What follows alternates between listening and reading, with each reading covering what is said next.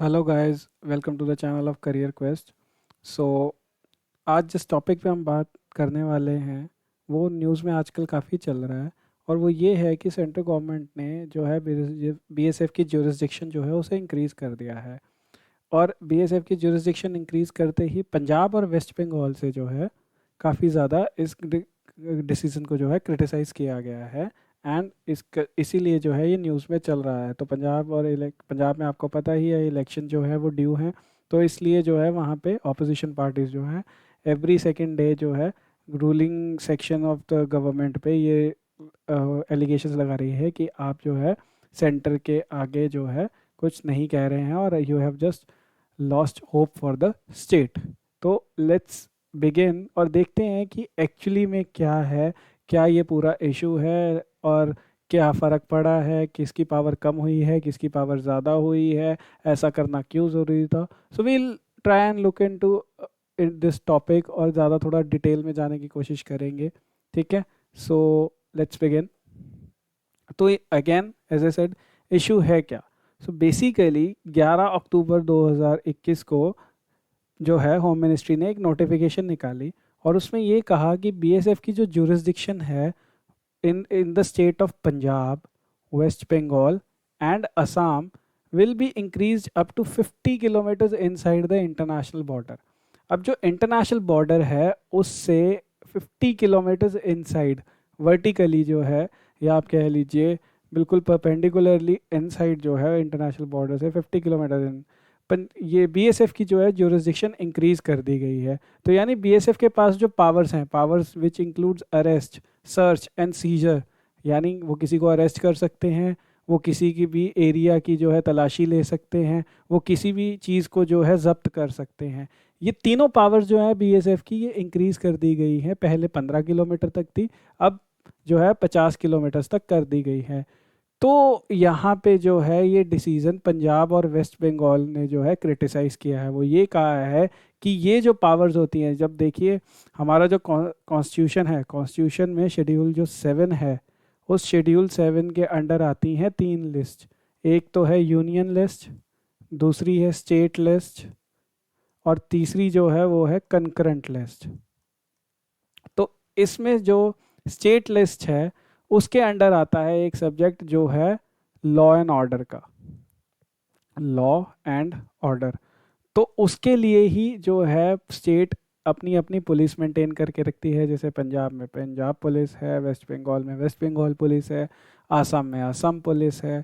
तो गवर्नमेंट ने कहा है कि ये जो सर्च, अरेस्ट और सीजर की जो पावर्स होती हैं ये सिर्फ पुलिस के पास होती हैं। तो सेंटर यहाँ पे जो है वो पंजाब की या वेस्ट बंगाल की पावर्स के साथ इंटरफेयर कर रहा है और उसे ओवरलैप कर रहा है। और इससे जो है हमारा फेडरल स्ट्रक्चर कहीं ना कहीं डिस्टर्ब होता है। तो सेंटर ने डिफेंड करते हुए कहा है कि हमने किसी को पावर्स को कोई इफेक्ट नहीं किया है। हमने जो रिक्वायरमेंट थी नेशनल सिक्योरिटी को माइंड में रखते हुए सिर्फ उस रिक्वायरमेंट के अकॉर्डिंगली एक नोटिफिकेशन की है। तो ये तो है इशू। तो क्या ऐसा सच में है? तो इसको डिस्कस करने से पहले मैं थोड़ा आपको बताना चाहूँगा कि ये बीएसएफ एक्चुअली काम कहाँ करती है। तो यहाँ पे आप देख सकते हैं ये इंडिया का मैप है। ये है हमारा पाकिस्तान के साथ पूरा का पूरा वेस्टर्न बॉर्डर। ठीक है, ये हमारा एलएसी है, यहाँ पे एलओसी है, ये सारा एलएसी है। एलएसी का ये लद्दाख वाला जो है आपको पता ही है, this is the western sector. ठीक है, और ये हिमाचल और उत्तराखंड वाला जो है एलएसी का सेंट्रल सेक्टर है। और ये सिक्किम और अरुणाचल वाला जो है ये एलएसी का ईस्टर्न सेक्टर है।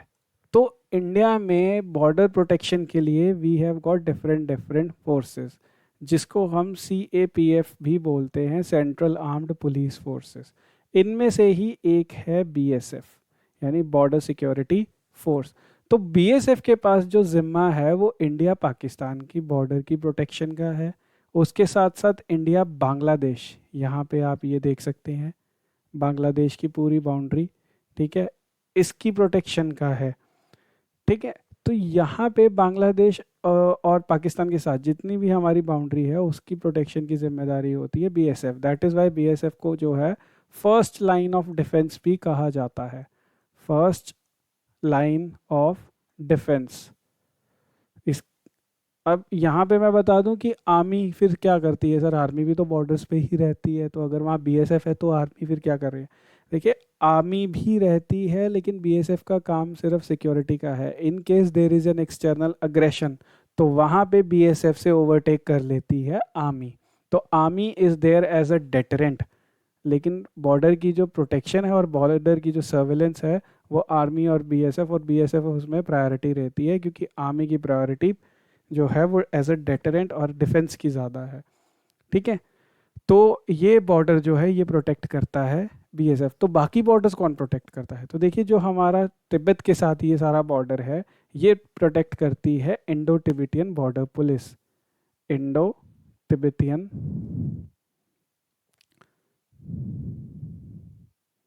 बॉर्डर पुलिस, आईटीबीपी जिसे हम बोलते हैं। ठीक है, तो आईटीबीपी प्रोटेक्ट करती है हमारा ये सारा एलएसी का बॉर्डर।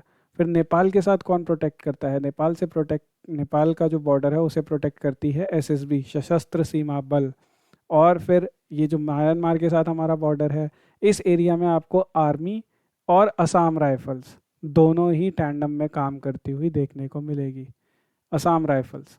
ठीक है, इसके अलावा भूटान वाला जो बॉर्डर है उस पर भी सशस्त्र सीमा बल ही जो है वो रहती है। तो ये तो थे आपके स्टैटिक के क्वेश्चंस। तो अब इशू क्या आया है, इशू ये आया है कि there are many border states. Gujarat है, राजस्थान है, पंजाब है, Himachal, Uttarakhand, Uttar Pradesh, UT of J and K, UT of Ladakh, Bihar है, वेस्ट बंगाल है, आसाम है, मेघालय है, Mizoram, Tripura, Manipur, Nagaland, Arunachal, Sikkim. They are all border states, they are all border states, नीचे वाली कोस्टल स्टेट्स। तो इनमें से सारे बॉर्डर्स पे तो बीएसएफ नहीं है, लेकिन बीएसएफ जहाँ जहाँ पे है उसमें स्टेट वाइज जो है उनकी टेरिटरी अलग है। जैसे गुजरात में अभी इस नोटिफिकेशन के आने से पहले देखिए, पिछली नोटिफिकेशन जो है वो इशू की गई थी 2014 में, टू बी प्रिसाइज 3 जुलाई 2014 को, 3 जुलाई 2014 को एक नोटिफिकेशन इशू की गई थी। उस नोटिफिकेशन में ये डिफाइन किया गया था कि जो स्टेट ऑफ मिजोरम है, जो स्टेट ऑफ मणिपुर है, त्रिपुरा है, मेघालय है, उसके अलावा आपकी नागालैंड है, यहाँ पे बीएसएफ बिना किसी रिस्ट्रिक्शन के पूरी पूरी स्टेट्स में जो है, पूरी पूरी states, yes you have heard me right, पूरी पूरी स्टेट में फ्रीली जो है वो अपनी पावर्स एक्सरसाइज कर सकती है। पावर्स कौन सी, वही सर्च, सीजर एंड कंट्रोल वाली, अरेस्ट वाली। तो यहाँ पे आप देख सकते हैं कि ये नोटिफिकेशन 2014 में इशू की गई थी। इसके साथ साथ इसी नोटिफिकेशन में 2014 वाली में ये कहा गया था कि जो आपकी स्टेट ऑफ राजस्थान है उसमें जो बीएसएफ की ज्यूरिसडिक्शन है, यानी यहाँ राजस्थान में, वो अप टू 50 किलोमीटर्स रहेगी। यानी ये अगर हमारी जो बॉर्डर है, बॉर्डर से 50 किलोमीटर्स अंदर तक जो है बीएसएफ की ज्यूरिसडिक्शन रहेगी। और गुजरात में यह ज्यूरिसडिक्शन जो है वो 80 किलोमीटर्स तक थी। यस, 80 किलोमीटर्स तक थी। ठीक है, और पंजाब, वेस्ट बंगाल और असम में ये ज्यूरिसडिक्शन 15 किलोमीटर तक कर दी गई। तो अब आप यहाँ पे देख सकते हैं कि कितने ज़्यादा जो है वो वेरिएशन है, कहीं पे पूरी स्टेट है, कहीं पे सिर्फ 15 किलोमीटर, कहीं पे 50, तो कहीं पे 80। तो इस वजह से जो है बहुत सारी कन्फ्यूजन हो जाती थी, और ऑपरेटिंग जो होती थी या ऑपरेटेबिलिटी होती थी फोर्सेस की, उस पर कहीं ना कहीं इफेक्ट आता था। मोर ओवर, अब बीएसएफ का काम सिर्फ और सिर्फ बॉर्डर प्रोटेक्ट नहीं करना है, बीएसएफ का काम है इन्फिल्ट्रेशन, इलीगल माइग्रेशन, ठीक है, उसको प्रोटेक्ट करना, क्योंकि वो भी नेशनल सिक्योरिटी के लिए एक खतरा हो सकती है। उसके अलावा जो आपकी स्मगलिंग होती है उसको प्रोटेक्ट करना, ठीक है। इसके अलावा ट्रैफिकिंग जो होती है ह्यूमंस की या ड्रग्स की, उसको प्रिवेंट करना। तो ये सारा जो टास्क है ये बीएसएफ के पास आता है, और इसीलिए बीएसएफ को ये पावर्स दी जाती हैं अरेस्ट की, सीजर की, या फिर सर्च की। तो ये डिफरेंट डिफरेंट ज्यूरिसडिक्शन होने की वजह से प्रॉब्लम क्या आती थी कि बीएसएफ जब भी किसी को पकड़ती थी, तो पकड़ के जब वो, अब देखिए बीएसएफ के पास पावर सिर्फ और सिर्फ पकड़ने तक ही है। जब बात आएगी ना फाइल, चार्जशीट फाइल करने की या वैसा, वो पावर बीएसएफ के पास नहीं है। ठीक है, तो बीएसएफ की फिर यहाँ पे ऑपरेशन ये डिफरेंट डिफरेंट होने की वजह से यहाँ पे कंफ्यूजन रहती थी। तो अब जो नोटिफिकेशन इशू की गई है उसमें यूनिफॉर्मली जो है 50 किलोमीटर्स कर दिया गया है, जबकि अभी भी इन the state of Nagaland, Manipur, Mizoram, Meghalaya, ठीक है, अरुणाचल, अगर बीएसएफ यहाँ पे पोस्टेड है तो बीएसएफ की जुरिस्डिक्शन पूरी स्टेट में ही रहेगी, उसे चेंज नहीं किया गया है। ठीक है, गुजरात में जो है 80 किलोमीटर से 50 किलोमीटर्स कर दी गई है, राजस्थान में अभी भी 50 ही है, पंजाब, वेस्ट बंगाल और असम में ये 15 से 50 कर दिया गया है। बिकॉज 14 से लेके 21 के बीच जब अब वीडियो रिकॉर्ड हो रही है तो जो है आपके जो एक्सटर्नल थ्रेट्स हैं वो काफ़ी ज़्यादा चेंज हुए हैं। अब वो कैसे चेंज हुए हैं, देखिए यहाँ पे है अफगानिस्तान। अफगानिस्तान में आपको पता है कि अब पावर में कौन आ चुका है, तालिबान। तो तालिबान की वजह से अब आपने देखा होगा कि वहाँ से बहुत सारी जो है डिस्टर्बेंस शुरू हो गई है JNK में, यूटी ऑफ JNK में। मोर ओवर आपने अभी अभी पीछे से रिसेंटली न्यूज़ में सुना होगा कि जो मुंद्रा पोर्ट है जो यहाँ पे गुजरात में, वहाँ पे ऑलमोस्ट ऑलमोस्ट 3000 kg जो है वो ड्रग्स पकड़े गए हैं। तो ये सारी एक्टिविटीज़ को माइंड में रखते हुए होम मिनिस्ट्री ने ये नोटिफिकेशन इशू की है। हाँ जी, जो ये हमारी CAPF होती हैं ये सारी होम मिनिस्ट्री के अंडर आती हैं, एक्सेप्ट फॉर असम राइफल्स जिसकी जो ऑपरेशनल जो वो रहती है एडमिनिस्ट्रेशन रहती है वो मिनिस्ट्री ऑफ डिफेंस के साथ रहती है। प्लीज़ याद रखिएगा, ये इकलौती एक एक्सेप्शन है। अदरवाइज मेन चार्ज इसका रहता है मिनिस्ट्री ऑफ होम अफेयर्स के साथ ही, बट इसकी जो टॉप नॉच ऑफिसर्स होते हैं वो आर्मी ऑफिसर्स या डिफेंस फोर्सेस में से आते हैं। तो ये चीज़ को देखते हुए यहाँ पे आप देख सकते हैं कि ये सारा चेंजेस किया गया है। जैसे पंजाब के साथ जो ये बॉर्डर्स वगैरह एरियाज़ लग रहे हैं यहाँ पे, अब आपने ये भी सुना होगा कि रिसेंटली पंजाब में ड्रोन से जो है वेपन्स ड्रॉप किए जा रहे हैं। There weapons are being dropped via drones. Drugs जो हैं वो ड्रॉप किए जा रहे हैं ड्रोन से।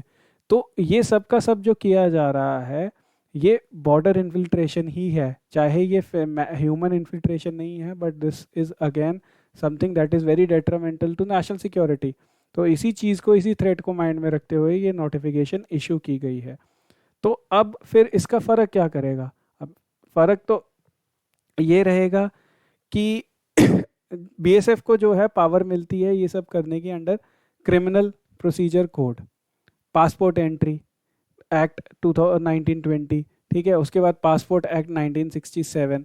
तो उसके अलावा BSF के पास जो सर्च एंड सीजर की जो ऑप्शंस है वो NDPS एक्ट के अंडर भी है, आर्म्स एक्ट के अंडर भी है, कस्टम्स एक्ट के अंडर भी है। बट जो चेंज किए गए हैं BSF की पावर्स वो की गई है सिर्फ और सिर्फ CRPC, पासपोर्ट एंट्री एक्ट और पासपोर्ट एक्ट के अंडर। NDPS, आर्म्स एक्ट और कस्टम एक्ट को हाथ नहीं लगाया गया है क्योंकि NDPS के लिए हमारे पास NCB है ऑलरेडी। आर्म्स एक्ट के लिए स्टेट पुलिस ही जो है ज़्यादातर रिस्पॉन्सिबल रहती है, और कस्टम्स एक्ट के लिए आपको पता ही है हमारे पास कस्टम्स भी हैं, और अगर कोई टेररिस्ट एक्टिविटी गॉड फॉरबिड्स होती है तो उसके लिए हमारे पास NIA भी है। तो ये जो 15 किलोमीटर्स वाली जो नोटिफिकेशन है इन 3 एक्ट्स के अंडर, उन BSF की ज्यूरिसडिक्शन 15 किलोमीटर्स तक ही रहेगी, ठीक है, और गुजरात में 80 किलोमीटर्स तक ही रहेगी, और बाकी स्टेट में जहाँ पूरी फुल स्टेट मिलती है वहाँ फुल स्टेट ही मिलेगी, और राजस्थान में ये 50 किलोमीटर्स तक ही रहेगी। लेकिन इन 3 के अंदर इसे में जो है इंक्रीज करके 50 किलोमीटर्स कर दिया गया है। तो यहाँ पे ऑब्जेक्शन जो उठी है उसके जो है आप लगा लीजिए कि उसको काउंटर करते हुए सेंटर ने यही कहा है कि हमने किसी की भी जो है पावर्स कम नहीं की है, हमने सिर्फ BSF की जो है सर्टेन ज्यूरिसडिक्शन इंक्रीज की है। तो BSF को 1969 में पहली बार ये पावर्स मिली थी। अब देखिए ये पावर्स BSF को देने का मतलब क्या बनता है जब आपके पास ऑलरेडी स्टेट पुलिस है? तो वो इसलिए कि जो बॉर्डर एरियाज़ होते हैं, बॉर्डर एरियाज़ में पॉपुलेशन बहुत कम होती है। पॉपुलेशन कम होती है तो उसकी वजह से जो पुलिस स्टेशन होते हैं वो काफ़ी दूर दूर होते हैं। तो जब भी BSF किसी को अप्रहेंड करती थी, यानी किसी को पकड़ती थी, कोई इलीगल माइग्रेंट को पकड़ती थी या कोई इलीगल ट्रैफिकर को पकड़ती थी, तो पुलिस को वहाँ तक आने में बहुत ज़्यादा टाइम लग जाता है। या कई बार BSF जो है वो 15 किलोमीटर के बियॉन्ड ही जाके किसी को चेज़ करते करते, 15 किलोमीटर वाली बाउंड्री है सपोज करिए ये, तो 15 किलोमीटर के बाद वो 18 या 19 किलोमीटर पे पकड़ा गया है। तो वो कोर्ट में उनके जो एडवोकेट्स होते थे वो यही कहते थे कि बीएसएफ ने जो इसे पकड़ा है, अब क्योंकि वो सब कुछ रिकॉर्ड होता था कि ये कहाँ पे पकड़ा गया है और कितना डिस्टेंस है, तो वो जो कोर्ट में जो आर्ग्यूमेंट्स दी जाती थी वो यही दी जाती थी कि ये तो बीएसएफ की ज्यूरिसडिक्शन से ही बाहर है, तो बीएसएफ कैसे पकड़ सकती है। तो इस बात पे भी जो है लोगों को छोड़ा गया है। Yes, the court has release them because they were beyond jurisdiction of BSF. तो ऐसे में एक लेजिटिमेट आदमी जो एक बहुत ज़्यादा इलेजिटिमेट हरकत कर रहा है और जिसे एप्रीहेंड करना चाहिए, but due to this little technical fault of 15 kilometres has been let off, तो ये प्रॉब्लम भी हुई है और इसीलिए जो है गवर्नमेंट ने ये ज्यूरिसडिक्शन इंक्रीज की है। तो ये इस ज्यूरिसडिक्शन को इंक्रीज करते ही आप देख सकते हैं कि गुरदासपुर, पठानकोट, अमृतसर, कपूरथला, तरन तारन, फिरोजपुर, फाजिलका, मोगा, फरीदकोट और मुक्तसर, ये सारे के सारे डिस्ट्रिक्ट जो हैं बीएसएफ की अब ज्यूरिसडिक्शन में आ गए हैं और इसीलिए जो है इतना यहाँ पे एक जो है इस इशू को हाईलाइट किया गया है। ऑलराइट, तो अब पुलिस पे फिर क्या पड़ेगा। जैसे मैंने अभी आपको बताया कि पुलिस की पावर कम नहीं हुई है, बीएसएफ अभी भी अरेस्ट कर सकती है, सर्च कर सकती है, जब्त कर सकती है, लेकिन जब्त करके वो कोई भी चार्जशीट फाइल नहीं कर सकती। जो कानूनी कार्रवाई जो चलेगी, जो कोर्ट में केस चलेगा ना, वो पुलिस ही चलाएगी। तो बीएसएफ को अगर कोई कॉन्ट्राबैंड या आप लगा लीजिए ड्रग्स मिलते हैं तो वो पुलिस को ही हैंड ओवर किए जाएंगे। यहाँ पे आप क्लियरली देख सकते हैं, they can not file chargesheet. ठीक है, हर एक बंदा जिसको अरेस्ट किया गया है, हर एक चीज़ जिसको जब्त किया गया है, वो स्टेट पुलिस या कस्टम्स को हैंड ओवर करनी पड़ती है बीएसएफ को। और उसके बाद जो है आगे प्रोसीडिंग्स चलती हैं, तो पुलिस जो है उस पर केस बनाती है, एफआईआर दर्ज करती है, चार्जशीट बनाती है और फिर आगे जाके जो है उसे जो है प्रॉपर प्रोसिक्यूट करवाती है। तो बीएसएफ के पास प्रोसिक्यूशन की पावर्स नहीं है, तो इसीलिए यहाँ पे सेंटर ने ये कहा था कि हमने किसी की पावर्स में इंटरफेयर नहीं किया है। और ऐसा कहना कि पावर्स कम कर दी गई हैं स्टेट पुलिस की, या पुलिस आप कह लीजिए कि स्टेट को सेंटर के कंट्रोल में ले आज जितना एरिया है वो सेंटर के कंट्रोल में चला गया है, तो मैं साफ साफ कहना चाहूँगा कि ये कहना गलत होगा। ये कहना बिल्कुल ही गलत होगा, क्योंकि जो स्टेट पुलिस हैं उनकी पावर्स जो हैं एज सच इंटैक्ट हैं, और रेदर वही जो हैं फाइनल अथॉरिटी रहेंगी when it comes to court proceedings and pursuing the case. तो this was the entire issue. I hope आपको समझ आ गया होगा। फिर भी अगर आपका कोई डाउट है तो इट इज़ मोस्ट वेलकम, आप कमेंट सेक्शन में नीचे टाइप कर दीजिएगा और I will definitely get back to you. इसके साथ साथ जाते हुए आपसे एक होमवर्क देता जा रहा हूँ। जो बीएसएफ है उसकी एक मिलिट्री एक्सरसाइज होती है, ठीक है, जो ये साल में 2 बार कंडक्ट करते हैं, एक विंटर में और एक समर्स में। तो ये दोनों एक्सरसाइज जो होती हैं इनका नाम क्या है, आप मुझे कमेंट सेक्शन में टाइप करके ज़रूर बताइएगा। अगर आपको नहीं मिलता है इंटरनेट पे तो आप हमारे चैनल की सीडीएस की प्लेलिस्ट में जाके जो है लेक्चर 1 देख सकते हैं, जो कि मिलिट्री एक्सरसाइजेज ऑफ इंडिया का ही है। उसमें बीएसएफ के साथ साथ Indian army, Indian navy, Indian air force की जितनी इंपॉर्टेंट मिलिट्री एक्सरसाइज है उन सबको जो है अच्छे से डिस्क्राइब किया गया है, डिस्कस किया गया है और उनके बारे में डिटेल डिस्कशन हुई है। इसके अलावा जो दूसरी चीज़ मैं आपसे यहाँ पे पूछना चाहूँगा वो ये पूछना चाहूँगा कि right now as of 23 October 2021 BSF के डीजी कौन है। आप कमेंट सेक्शन में मुझे टाइप करके ये भी बताइएगा कि who right now is the director general of the border security force. तो आई होप आपको डेफिनेटली कुछ ना कुछ सीखने को यहाँ से मिला होगा।